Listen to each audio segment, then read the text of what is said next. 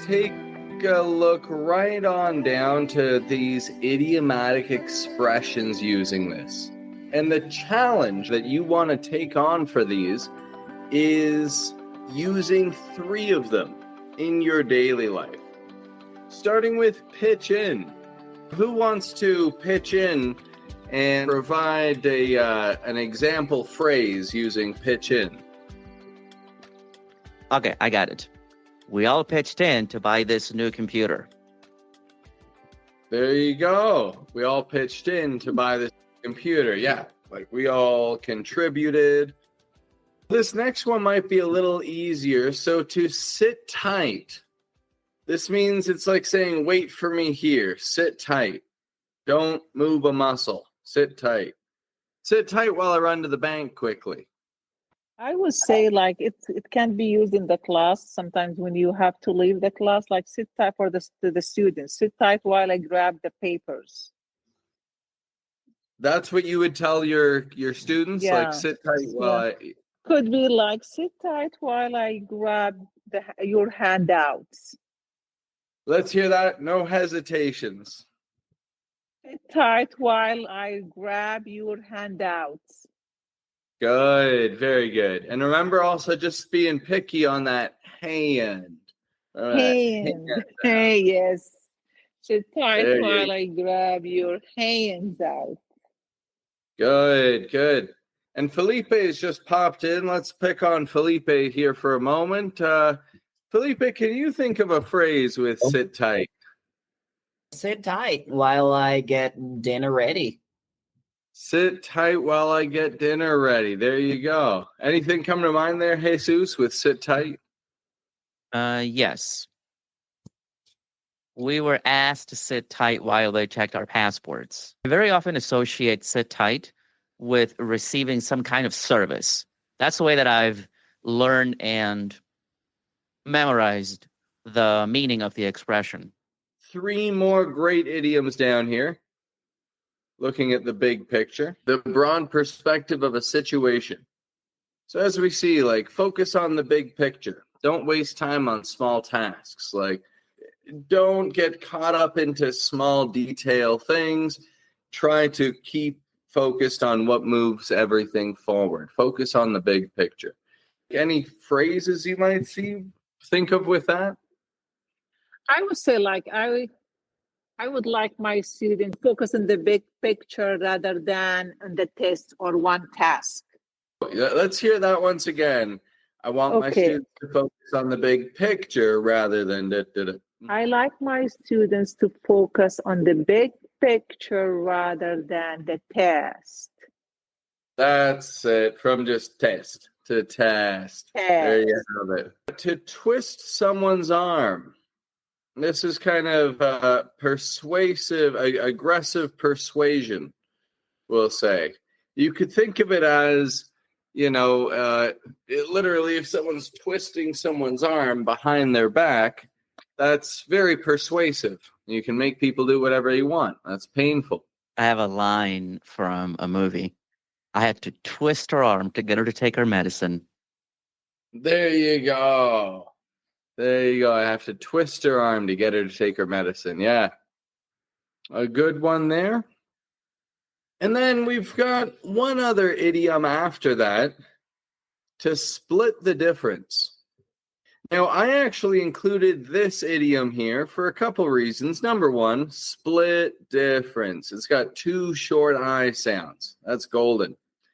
Number 2, there's a great book that I'll show you here called Never Split the Difference. It's by Christopher Voss. This is one of the former head negotiators for the FBI, a hostage negotiator specifically. But here we see this. So split the difference. Could I hear everyone say that out loud? Split the difference. Split the difference. Let's hear that phrase there. Let's split the difference in price. Let's split the difference in price. Let's split the difference in price. Let's split the difference in the price. Decent. Now, any phrases come to mind using that idiom, split the difference? I recommend to split the difference for a peaceful marriage. And we could even say there, just for, to rephrase it a little, I recommend splitting the difference. Nice. Nicely done. Yep. Yeah, more natural. Let's hear that. I recommend splitting the difference for a peaceful marriage. I recommend splitting the difference for a peaceful marriage. Well done, Basima. So, this is sound. We've got all these tasks involved in this here. These idioms, there are some pretty useful ones here. Sit tight. That's an easy one. Like every day you could tell someone, wait here, sit tight. Pitch in, twist someone's arm. The main key that this all comes down to is what we saw in the beginning. That we've got to get a clear difference between the pressure that you're making, not exactly the position, because the position is the same. Same articulation in both of those sounds. E, eh. No changes. The only change is the pressure. When you got that E, there's a lot of pressure between your tongue and your teeth. No matter how much pressure you make, you're going to get that same sound as long as you're making pressure. E. But as soon as you relieve the pressure, you get eh. The position's the same. Everything's the same.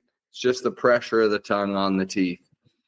So we'll wrap things up for today with that. I don't know. Anyone have any short eye questions or anything for today? One quick thing I wanted to mention was that one recommendation that I make sometimes is that you think of the first sound, E, as the smiling sound. E. Now, that has more to do with clarity of articulation. You can still get the sound without really worrying too much about, lip position. But I think it helps some people, especially when they need to at least be able to hear the difference.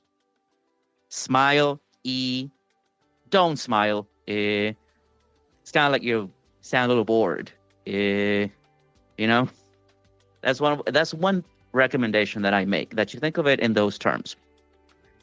I believe it helps. It helped me when I was learning all this stuff.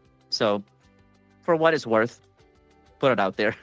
I'd say that it's good for learning to engage with all of your muscles. So you start with maybe that kind of overcompensation, E. But then, you can't be talking like this all the time. That's just... Then you work it down, you chisel it down to an E. That makes sense to me, yeah. We'll wrap this one up for today then. Well, it's been a pleasure to have the opportunity to chat with everyone. Thank you. All right, for your time and support. Okay, have a good night, everyone. Good night.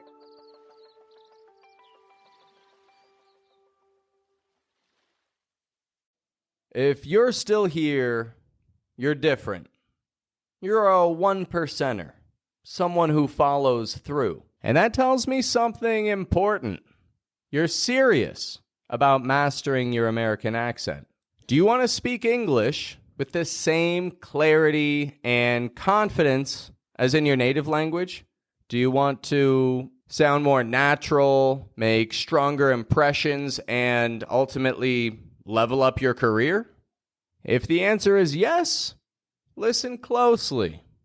I have limited one-on-one coaching spots available, and they always fill up fast. With my system of training, you can count on real-time feedback, personalized exercises, and the exact strategies that top professionals use to sound clear, confident, and naturally American in key conversations. Now for you, this is going to mean confidently giving presentations, especially in front of your CEO.